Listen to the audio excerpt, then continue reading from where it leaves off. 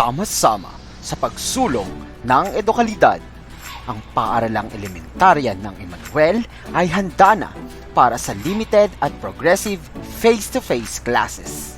Matutunghayan ninyo ang mga panuntunan, alituntunin at gabay para sa ligtas at maayos na pagbubukas ng paaralan. Ang paaralang elementarya ng Emmanuel ay naglalayong panatilihin ang kaligtasan ng bawat guro at mga mag-aaral bilang bahagi ng adhikain ng kagawaran ng edukasyon na isakatuparan ang ligtas na balik eskwela. Bilang paghahanda, narito ang mga pamantayan na kailangang sundin ng mga guro, mag-aaral at mga magulang ukol sa mga gawain sa pagpapatupad ng limited face-to-face classes. Pagsapit sa paaralan ay may nakalaang drop-off point at health screening stations kung saan kailangang irehistro ng mga mag-aaral ang kanilang pangalan gamit ang Quick Response Code o QR codes. Susundan ito ng pagkuha ng temperatura. Ang mag-aaral sa tulong ng mga magulang o tagapangalaga ay kailangang punan ang Health Declaration Form. Kukuhanan sila ng temperatura ng nakatalagang PHW at ilalagay ito sa mga drop boxes na matatagpuan sa drop-off point sa may gate ng paaralan. Pagkatapos ay magtutungo sila sa hand washing stations. Marapat na sundin ang tama at hustong paghuhugas ng mga kamay para mapanatili ang kalinisan ng ating katawan. Pagkatapos maghugas ng kamay, ay magsasanitize ang mga bata gamit ang alkohol. Mula sa sanitation area ay tutungo ang mga mag-aaral sa kanilang silid-aralan. Palagi ang obserbahan ang 1 hanggang 2 metrong pisikal na distansya pagpasok sa silid-aralan. Ang paaralan ay mayroon ding ihandang temperature checking at sanitation area sa bawat silid-aralan bilang dagdag proteksyon laban sa COVID-19. Sumali sa pang-araw-araw na rapid health check na isasagawa ng mga gurong tagapayo.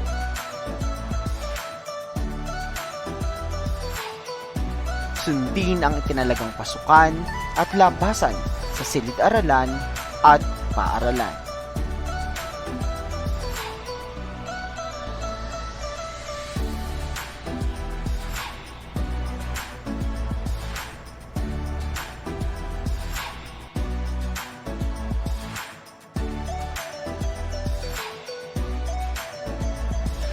Habang nasa loob ng silid-aralan, narito ang mga gabay na dapat sundin ng mga mag-aaral.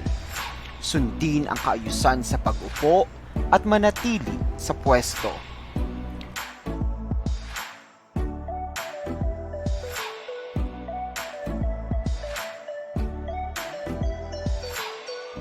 Tandaan na mahigpit na ipinagbabawal ang pag-aalis ng face mask habang nasa loob ng paaralan.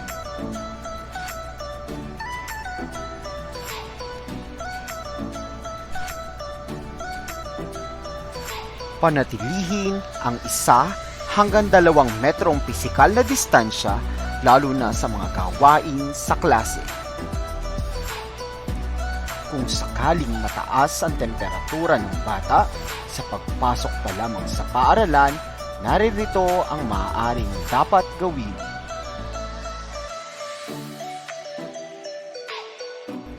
Agad siyang dadalhin ng assigned barangay health worker sa school clinic.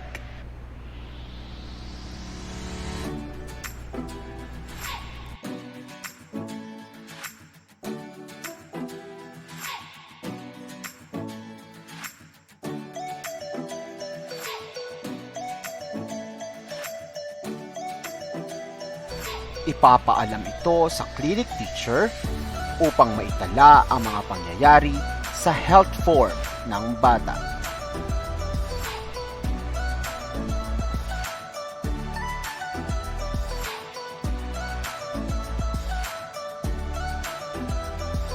Pagkatapos nito ay tatawagan ang magulang upang ang mag-aaral ay ipasundo.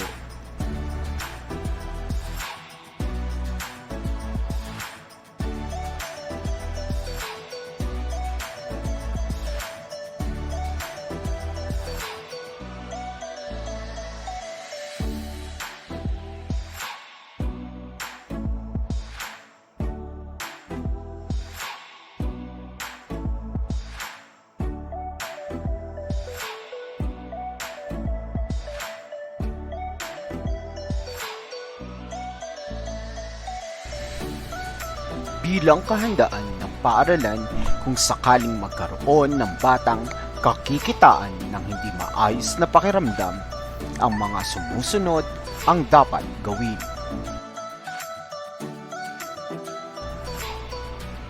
Tanungin ang bata kung ano ang kanyang nararamdaman at kuhanan ng temperatura.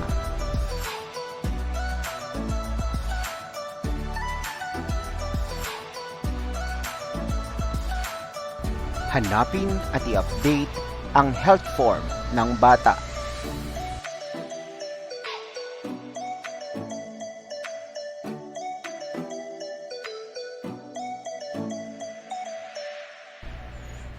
Tawagan at papuntahin agad ang magulang sa paaralan.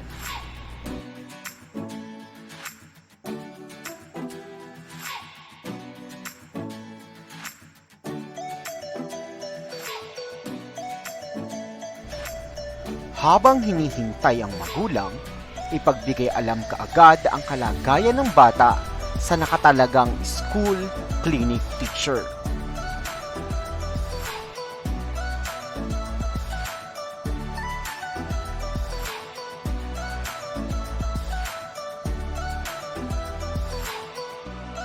Ipagbigay alam din sa punong guro ang sitwasyon.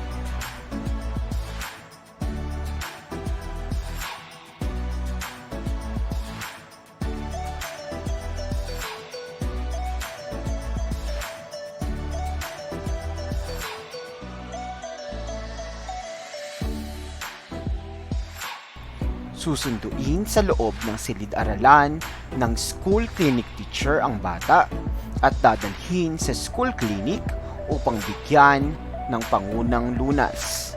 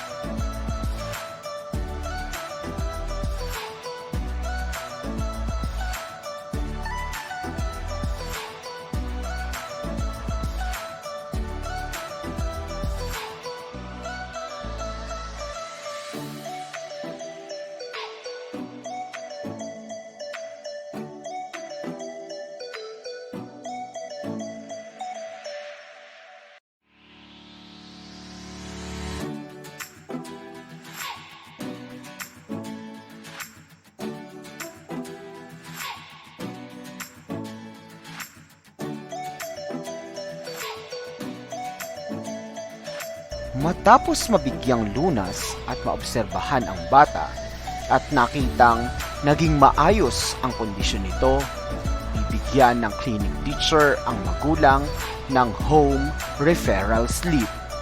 Ito ay katunayan na naging maayos na ang bata at pinapayagan na silang makauwi.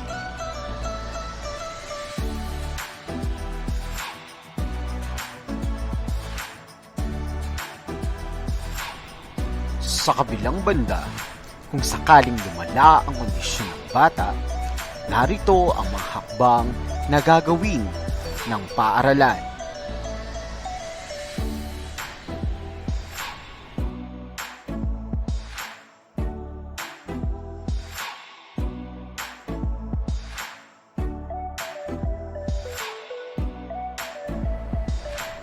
Tatawagin at hihintayin ang Barangay Health Emergency and Response Team or BERT. Dadalhin sa kaukulang isolation area ang mag-aaral at i-endorso sa nakatalagang safety officer.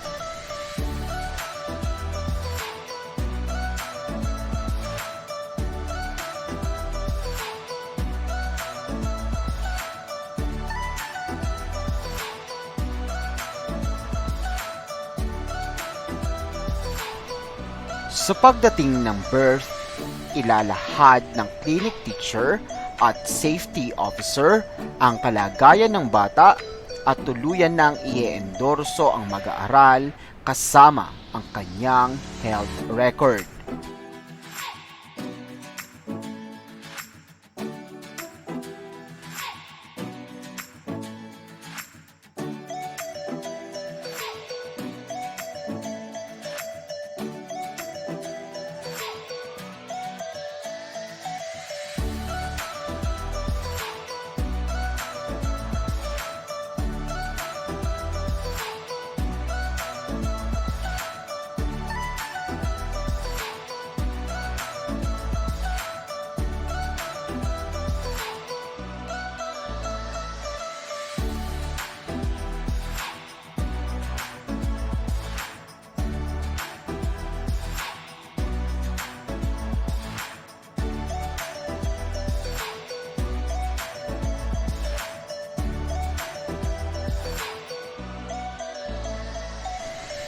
Patuloy na magkakaroon ng ugnayan ang birth, paaralan at magulang upang ma-monitor ang status ng bata.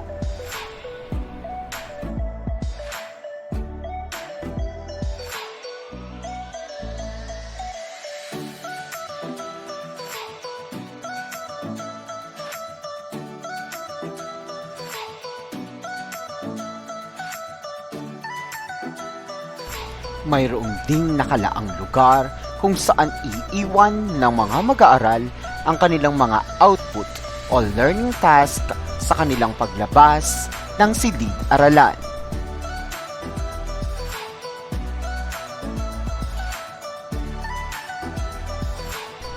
Bago umuwi, dadaan muna ang mga mag-aaral sa hand washing station upang maghugas ng kamay.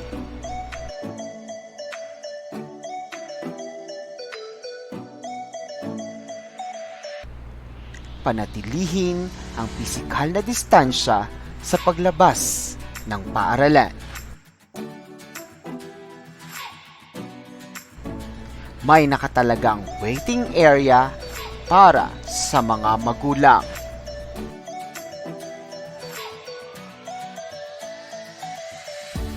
Ang pinakahuling dapat gawin bago lumabas ng silid-aralan ay mag-log out gamit pa din ang QR code.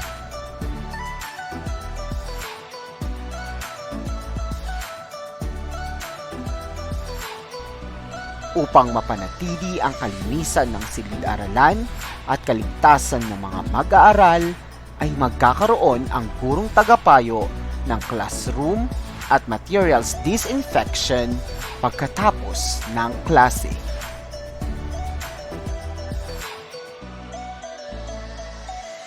Ang mga panuntunang ito ay kinakailangang isaalang-alang at palagi nating tingnan ang kapakanan ng ating kalusugan, sapagkat ang ating kalusugan ay ating kayamanan. Sama-sama nating isakatuparan ang ligtas na balik-eskwela dito sa Paaralang Elementarya ng Emmanuel.